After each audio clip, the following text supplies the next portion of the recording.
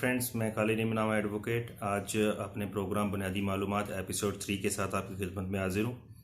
Friends, आज मैं बात करूँगा आपसे एफआईआर के मुतालिक, जो कि सेक्शन 154 सीआरपीसी की कार्रवाई होती है। इसमें मेरे जो दोस्त, जो फ्रेंड्स मेरे लॉयर्स हैं और अभी हाल ही में उन्होंने प्रैक्टिस शुरू की है, जो भी यंगस्टर्स हैं वो भी इस बात से मेरी इस्तिफ़ादा ले सकते हैं, और जो मेरे दोस्त जिनका लॉ से ताल्लुक़ नहीं है वो भी मेरी इस बात से इस्तिफ़ादा ले सकते हैं। मैं कोशिश करूँगा कि अपनी इस बात को आसान अल्फाज के साथ आपके सामने बयान कर सकूँ, ताकि आसानी से ही आपको समझ में आ सके, क्योंकि मेरा बुनियादी मकसद जो है आपको अवेयरनेस देना है, ताकि हमारी गलतियाँ जो सी हैं वो कम से कम हो सकें। इसके मुतालिक फ्रेंड्स, मैं ये बता दूं कि एफआईआर फर्स्ट इंफॉर्मेशन रिपोर्ट को कहा जाता है, जो कि हम थाना में देते हैं, और जो एप्लीकेशन हम देते हैं उसी पे ही ये जो एफआईआर है ये दर्ज की जाती है, जिसको हम पर्चा भी कहते हैं। इसके मुतालिक मैं आपसे फ्रेंड्स कुछ अहम बातें जो सी वो डिस्कस करना चाहता हूँ कि हम यहाँ पे मेजर मिस्टेक्स करते कहाँ पे हैं, क्योंकि एफआईआर एक ऐसी चीज़ है जो कि फौजदारी मुकदमा से रिलेटेड होती है, और तमाम बाद में फौजदारी मुकदमा जो है वो इसी एफआईआर पे ही मबनी होता है, और इसमें की गई जो मिस्टेक्स हैं वो एंड तक चलती हैं, और जिसका जो मुल्जमान है वो भरपूर तरीके से फ़ायदा उठाते हैं। तो वो मिस्टेक्स कहाँ पे हम करते हैं, इस चीज़ को हमने इसमें डिस्कस करना है। फ्रेंड्स देखें, एफआईआर मुख्तलिफ किस्म की होती हैं। लड़ाई झगड़े की एफआईआर होती हैं, उसके अलावा चोरी डकैती की एफआईआर होती हैं, उसके अलावा अगर आप ज़बरदस्ती किसी घर में दाखिल होते हैं या और लेडीज़ वगैरह से बदतमीज़ी की है तो उस तरह की एफआईआर होती हैं। इसमें मिसाल के तौर पे हम सबसे पहले ये ले लेते हैं कि हमने एक जगह पे लड़ाई झगड़ा हो गया, वहाँ पे दो पार्टियों में लड़ाई झगड़ा हो जाता है। तो मिसाल के तौर पे अकबर के सर फट जाता है, इसमें असगर के बाजू फ्रैक्चर हो जाता है, और आमिर का जो है उसका भी बाजू फ्रैक्चर हो जाता है। अब जब ये चीज़ें हो जाती हैं तो हम लोग बहुत एग्रेसिव होते हैं, गुस्से में आ जाते हैं। हम फौरी तौर पे थाना में रजू करते हैं, थाने में जाते हैं, जो हमें थोड़ा बहुत कोई लिखना पढ़ना जानता होता है ना, तो वो सबसे पहले वहाँ पे कहता है जी, अब थाने वाले कहते हैं जी हमें फौरी तौर पे एप्लीकेशन लिख के दें।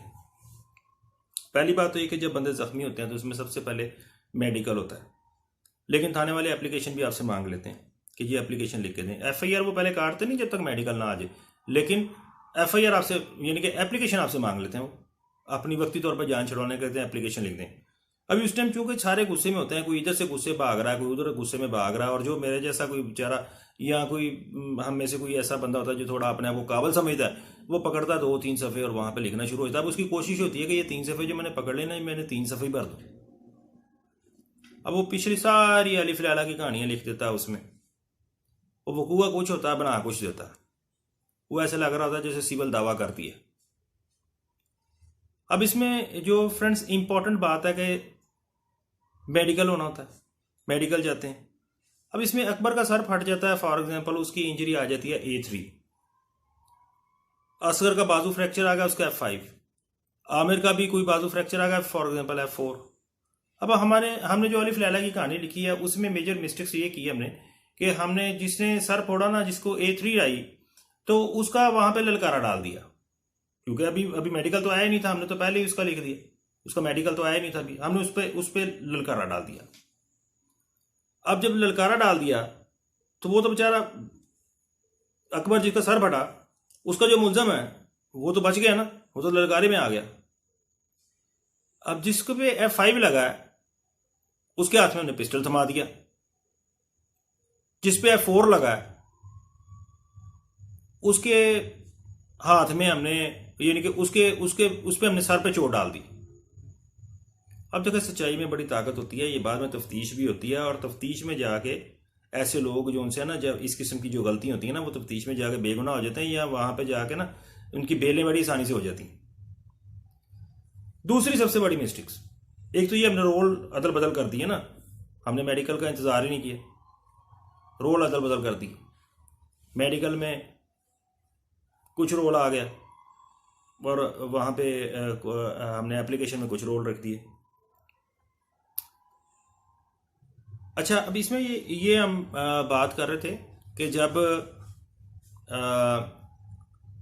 दूसरी बड़ी मिस्टेक्स हम क्या करते हैं कि हमें चूंकि गुस्सा होता है, हम एग्रेसिव होते हैं, हम उनके पूरे कोशिश करते हैं ज़्यादा से ज़्यादा बंदों का नाम लिख दें, 15-20 बंदों का नाम लिख देते हैं कि जी ये 15-20 बंदे, कोशिश करते हैं कि 15-20 को ही सजा हो। सबसे बड़ी मिस्टेक्स। आधों के तो वैसे बेगुनाह हो जाते, होते भी बेगुनाह ही, तफ्तीशी बेगुनाह कर देते।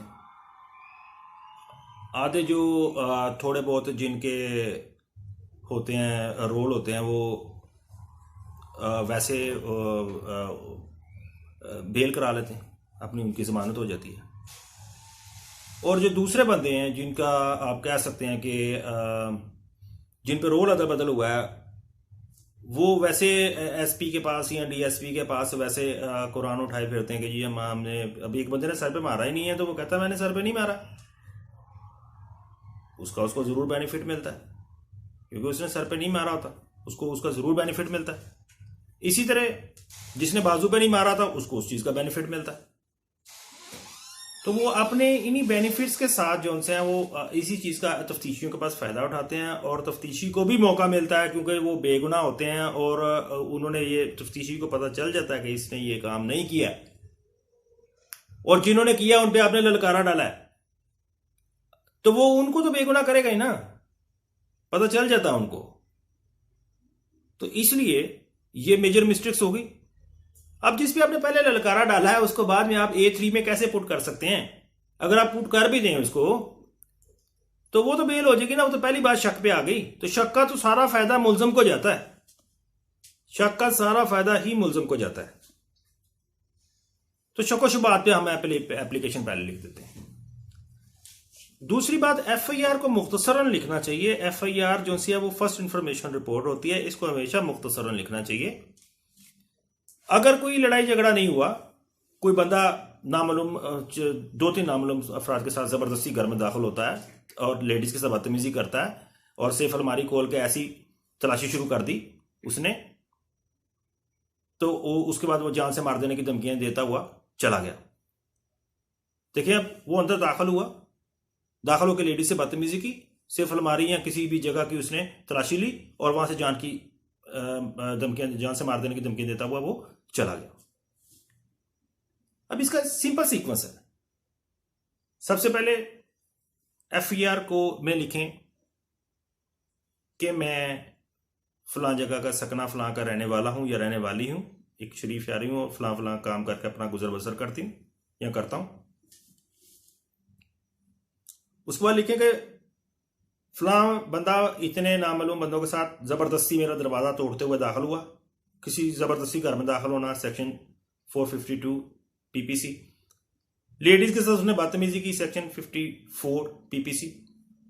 उसके बाद उसने फलां जगह की तलाशी लेना शुरू की और उसके बाद मुझे जान से मार देने की धमकियां देने लगा। तो इतनी देर में 2 गवाहान अमाद और वसीम जो कि छत पे से होते हुए साथ वालों की हमारे घर में आए और हमारी बड़ी मुश्किल से उन्होंने जान बचाई और वो मुल्ज़म मान जो उनसे हमें जान से मार देने की धमकी देते हुए वहां से चले गए। तो इसमें देखें कि जब हमने देखा कि तलाशी के बाद हमने देखा जहां पे उन्होंने तलाशी ली थी कि हमारे वहां पे सोने के कांटे मौजूद नहीं है, सोने की बालियां मौजूद नहीं है, फलां सोना मौजूद नहीं है या इतने पैसे मौजूद नहीं है, तो सेक्शन 379 ये भी उन पर लग गई। अब देखिए, FIR का एक सीक्वेंस आ रहा है। FIR जो है वो सेक्शन के मुताबिक लगती है, एक सीक्वेंस आ रहा है। इसमें देखिए, मैंने स्टार्टिंग में अपना वाला दे दिया, मुल्जमान के नाम लिख दिए, उनके रोल मेंशन कर दिए। उसके बाद मैंने 2 गवाहान भी डाल दिए ना, 2 गवाहान भी डाल दिए। उसके बाद मैंने वजह नात भी लिखनी है कि उन्होंने ऐसा किया क्यों।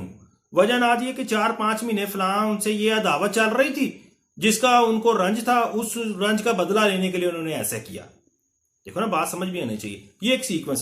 FIR हमेशा मुख्तसर लिखनी है, सीक्वेंस के साथ लिखनी है, रोल के साथ लिखनी है, सेक्शन वाइज लिखनी है, क्योंकि सेक्शन के साथ ही बाज लोग लंबी सी स्टोरी लिख के दे देते हैं और जो SHO है या पुलिस वाला वो सर पे हाथ रख के बैठा होता है कि सर इसमें तो सेक्शन ही को नहीं लग रहा, फौजदारी के हिसाब से, पाकिस्तान वो पिनल कोड के हिसाब से तो इसमें सेक्शन ही को नहीं लग रहा, PPC के हिसाब से, तो मैं इसमें सेक्शन क्या लगाऊं। जब तक सेक्शन नहीं लगेगा तो आपकी FIR नहीं होगी। बाज़ औक़ात इतनी लंबी स्टोरी लिख देते हैं या लंबी स्टोरी ना भी लिखें, FIR फटाफट लिख देते हैं, तो किसी का रोल मेंशन नहीं करते। अगर किसी का रोल मेंशन कर देते हैं तो गवाह डालना भूल जाते हैं। अच्छा, इसमें तारीख, वक्त, वकूआ, किस वक्त हुआ, किस तारीख को हुआ, किस दिन हुआ, शाम का टाइम था, सुबह का टाइम था, FIR में ये लाजमी दर्ज करें। ये चीज लाजमी FIR में दर्ज करें। FIR के लिए जो एप्लीकेशन लिखी जाती है उसमें लाजमी दर्ज करें कि फलां वक्त था, फलां दिन था, सुबह का टाइम था, शाम का टाइम था, दोपहर का टाइम था। हर चीज को आप रोल को वाजिया तौर पर लिखें और कोशिश करें उसका रोल जो सा वो वाजिया तौर पर आ जाए, लेकिन FIR हमारी मुख्तसरन लिखी जाए सिर्फ उसके रोल के रोल तक, क्योंकि बाकी बातें तफ्तीश में आती है ना। आप एक बात को घुमा फिरा भी सकते हैं, आपके पास मौका होता है। जितना FIR आप यानी कि कम लिखेंगे, या कम लिखने से मुराद है कि रोल उसका वाजे होना चाहिए, जिस तरह मैंने आपको बताया।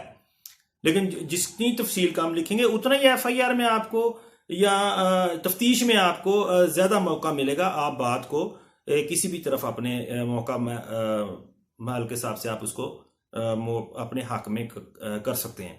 या कल को आपके जो लॉयर हैं जिन्होंने वो मुकदमा लड़ना फौजदारी अदालत में, उनको भी अपने हिसाब से उस बात को करने का मौका मिल सकता है।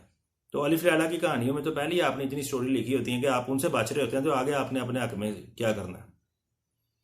तो फ्रेंड्स, मैं उम्मीद करता हूं कि मेरे जो यंगस्टर दोस्त हैं, वो लॉयर जिनका एडवोकेट हैं, उनका लॉ से रिलेटेड है वो भी, और जो लोग लॉ से रिलेटेड नहीं है वो भी, उनको भी अक्सर FIR मौका पे लिखना पड़ सकता है। तो मेरी इन बातों से ज़रूर इस्तेफादा लेंगे। और अभी मुख्तसरन वक़्त में मैंने मुख्तसर तौर पे जो से ये बातें करने की कोशिश की है। इंशाअल्लाह ताला मुझे उम्मीद है आप लोगों को ज़रूर समझ में आई होगी। तो मैं एक प्रोग्राम और इस चीज़ पे कोशिश करूँगा, क्योंकि ये एक लंबी डिस्कशन है और कम वक़्त की वजह से मैं कम बात कर सका हूँ। एक दो प्रोग्राम इस FIR के कंटेंट्स पे ज़रूर और करूँगा, ताकि जो कोई कमी पेशी है वो निकल जाए। आप लोग मेरे से मेरे नंबर पे, मेरे ईमेल पे जो से स्क्रीन पे आ रहा है, आप इससे मेरे से बात कर सकते हैं, या कमेंट्स में मेरे से क्वेश्चन कर सकते हैं। दूसरी अहम बात यह कि मैं अपने दोस्तों से, अपने फ्रेंड से ये ज़रूर रिक्वेस्ट करूँगा, प्लीज़ यूट्यूब चैनल पे मेरे बुनियादी मालूमात खालिद नईम, आप इस पे जाएं और मुझे ज़रूर सब्सक्राइब करें, ताकि मेरी हर आने वाली वीडियो आपके पास सबसे पहले पहुँच जाए। Thank you very much. अल्लाह हाफिज़।